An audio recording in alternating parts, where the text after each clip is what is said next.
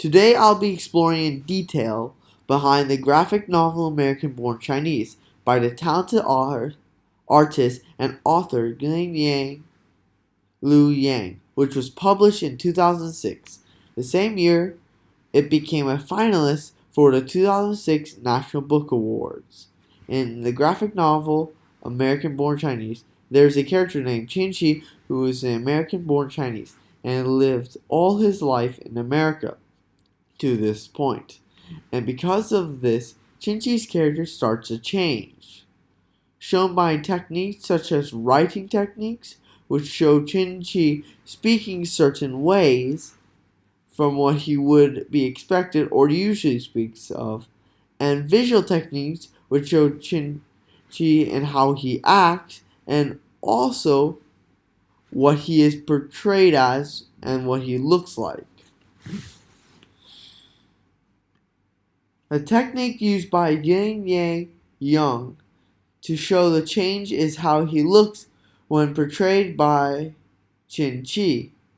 Due to being in America, Qin Shi as a character has changed drastically, physically due to supernatural physical alteration, but also slight changes to Qin Shi's character. For example, Qin Shi goes under a basic physical change when he alternates his hairstyle to resemble one of his American friends' hairstyles, so he could impress his crush.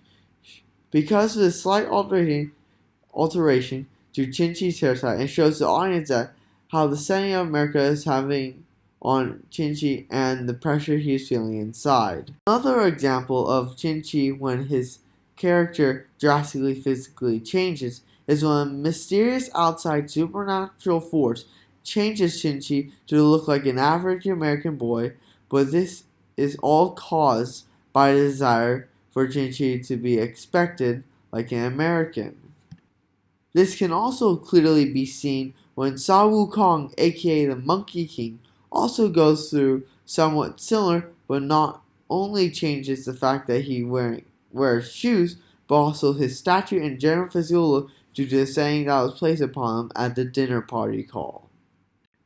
The technique used by Yang Liang to show change is how Qin Shi acts. Being in America, Qin Shi is a character started to change drastically in how Qin Shi acted when around others and even people similar to him. For example, when Qin Shi kisses Susie Nakame was completely different for him because he is a native culture that your age was very frowned upon. The affected audience greatly due to the fact that they just read that it was frowned upon today, or kiss, or a romance in Qin Shi's native culture, which has shown that being in America has changed his perspective on these in the effect that not only completely discard his tradition. This can also be seen when Sa Wukong, aka the Monkey King, as he completely discards the fact that his subjects are monkeys and they require their feet to grapple to the trees and help collect food for them, and forces them to wear shoes like him even though they are irrelevant to monkeys. The technique that was used by Yang Liu Yang to show change is how Qin Shi speaking certain way. Being in America as a character started to change drastically in the way he speaks to others around him and also people in the same culture.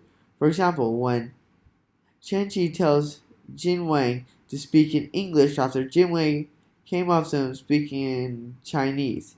This affected the audience greatly due to the fact that Qin Shi has truly changed as a character, would even speak to his own people in his culture. He tells them to speak English because they are in America, and how people in that area around him affect him in changing the way he speaks.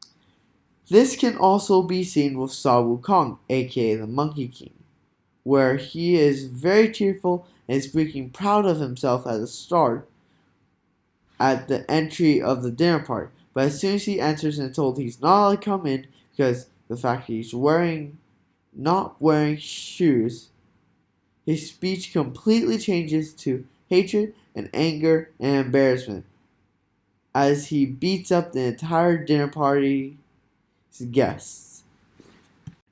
Due to the environment, Chin-Chi was in caused rapid development and change shown by techniques such as written techniques, as Chin-Chi speaking in a certain way, and visual techniques such as Chin-Chi looks and how he acts.